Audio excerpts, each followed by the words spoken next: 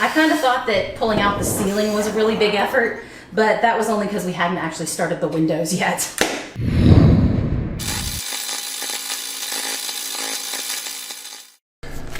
Bend over and I'll show you.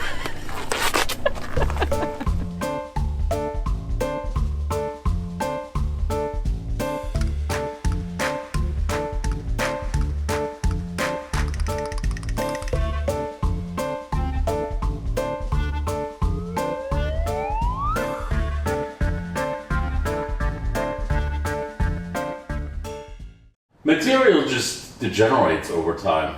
Oh, don't I know it. Kind of like old people. One thing we're realizing in here is that you don't really know where the project's going to take you next. And, you know, we thought we were going to be able to work on the floor, but it turns out we actually have to work on the leaks first. A lot of water that comes down from here, which has not been addressed yet. Yeah. There is still stuff from these ribs coming in. So, but you can see here where it's dark and where kind of algae grows or appears to grow, where it's all green. That's all where the water collects, and that's where the water, I think, comes in.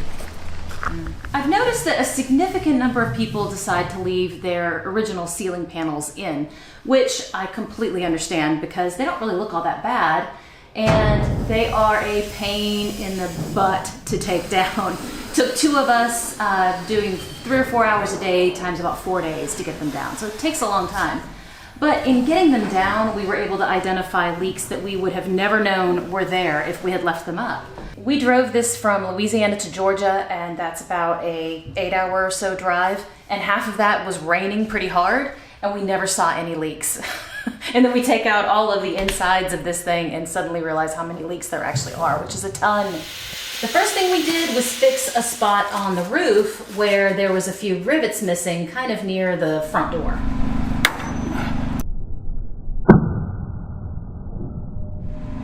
Well, we're gonna have to make sure we keep track of these guys. That's a surefire way to puncture a tire. But then we got into this really long period of just sketchy weather. And so we kind of figured, let's hold off on doing the roof and maybe we'll start on some windows, specifically the emergency windows, which seemed like they could be leaking a little bit. We weren't actually planning on doing all of the windows, but then we kind of figured that if we're ever gonna do it, now is the time. First, you have to take the window out, which means removing the screws on the side, scoring the old seal, and a heat gun helps a lot with that. And then slowly but firmly and carefully pull the window out. The only difference between the emergency windows and the regular windows was a few extra screws and removing that little buzzer that goes off when the windows open. Otherwise, they were exactly the same.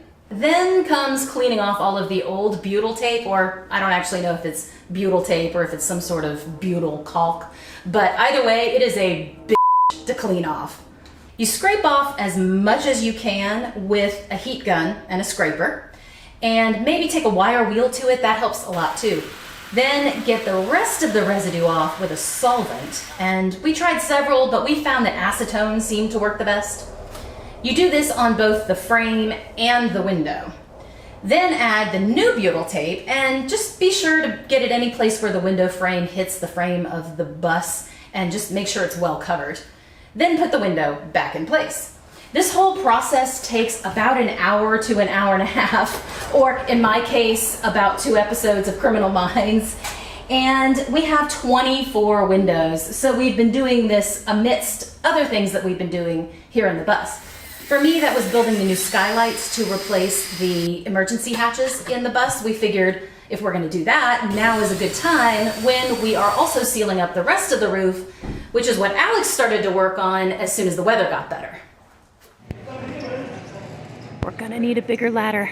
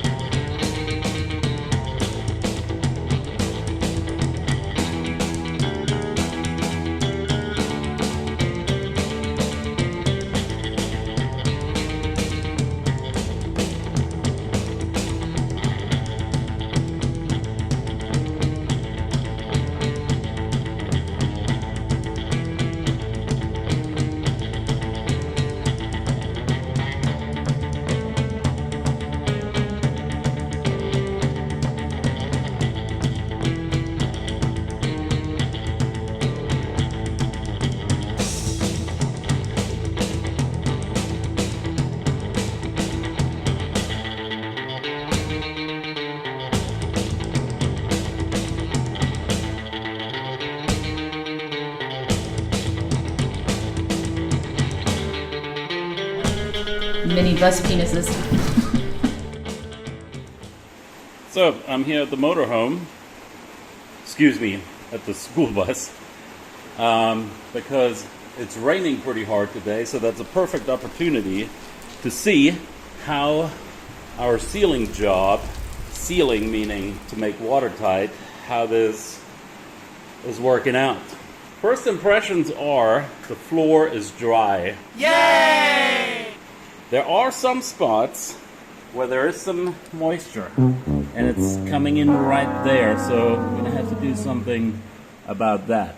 This year, this corner, or all corners on the wheel wells, they used to be completely wet. I mean, the water would just pool there. Also, something is coming in, not here. Oh, here as well. Not so much back here. It seems to be okay back here. No, it doesn't. So, this hatch we have to deal with.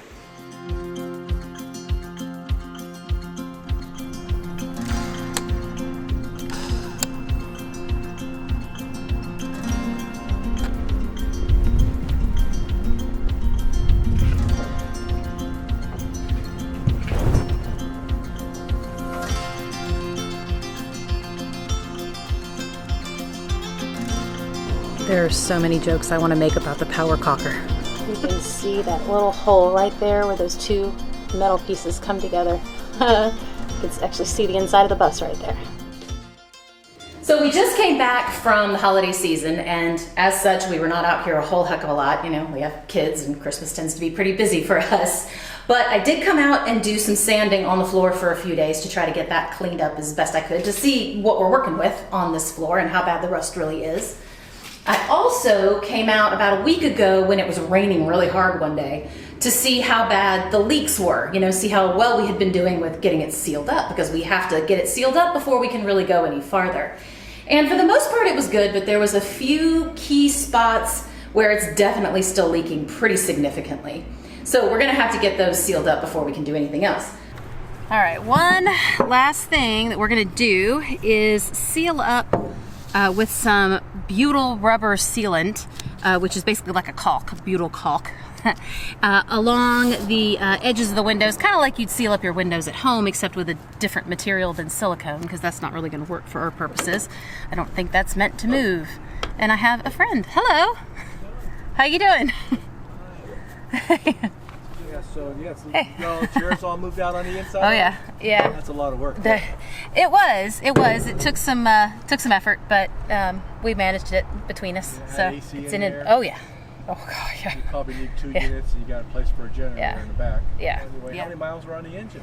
Oh god, it was like 200,000. Well, But you know, for a diesel. That's nothing for a I diesel. mean, I figured, well, probably about a year, but now that we've taken a few months off, so obviously that puts us behind, but you know. So who told you to use mineral spirits on that? Well, I was just trying to get the clean.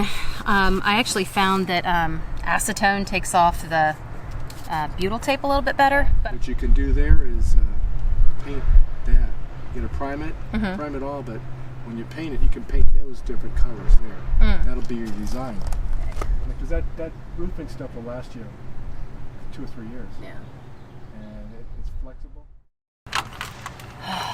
So the thing about doing this out here, another thing that's not so great, you meet a lot of people, which is wonderful, but everybody has lots of opinions on how you should do it and what you should do next and things you need to look out for, and people who have never done anything like this before, they have a lot of advice. Does that happen to men too, or is that just something that happens to women when people see you working on something and they come over and decide they're going to tell you everything that you're doing wrong and what you're going to need to be doing, and 15 things that they see wrong with your thing and how you're going to deal with the holes, and holy crap. I mean, does that happen to dudes?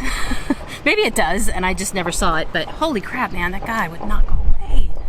As soon as he came out with, who told you to use mineral spirits on that, I knew what kind of conversation it was going to be.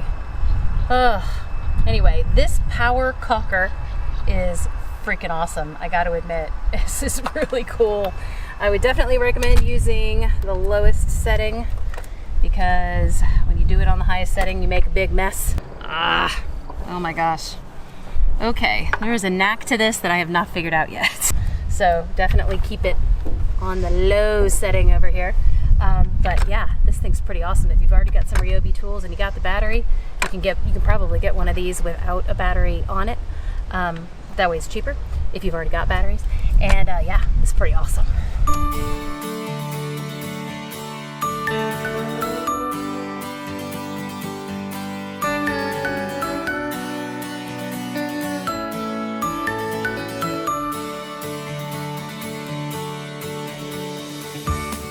Alex actually did most of these on the inside. There's just a few left, so I'm trying to get those done. You know, at first, when I came over here and I saw the ones he did and the first couple, he had warned me didn't look so great, and I was kind of laughing at him. But now that I'm doing it, I realize it's actually a real big pain in the butt to get this stuff right. This stuff is harder to work with than regular silicone caulk for sure. It's just stickier and stringier, and very easy to make a total mess of it. So luckily we can just go back later and scrape off whatever doesn't look good.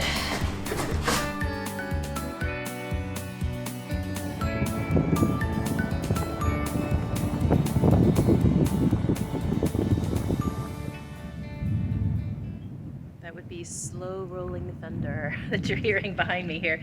Coming out to the bus, it's been a few weeks. You can tell by the length of my hair, how much longer my hair has gotten. As you can tell, it's pretty humid out. You can tell by my hair. This weather does me no favors whatsoever.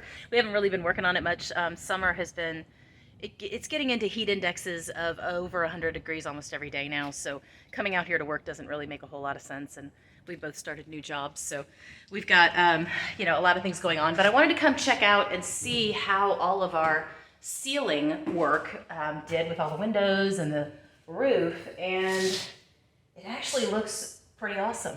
I got to admit, it actually looks great. It looks like it's dry. We've had a lot of rain lately, and it looks like all the spots that are the normal problem spots are dry. There is still a few spots where we've got some, you know, residual rust from where it was puddling before, but it's dry now. So I think one more good, you know, sanding of the floor to get the rest of the rust up, and then maybe we'll be ready to hose it out and seal it. So very exciting. But we have done a lot of work on the floor already, which is going to be the next episode, and that is a doozy. So make sure you stay tuned for episode 8.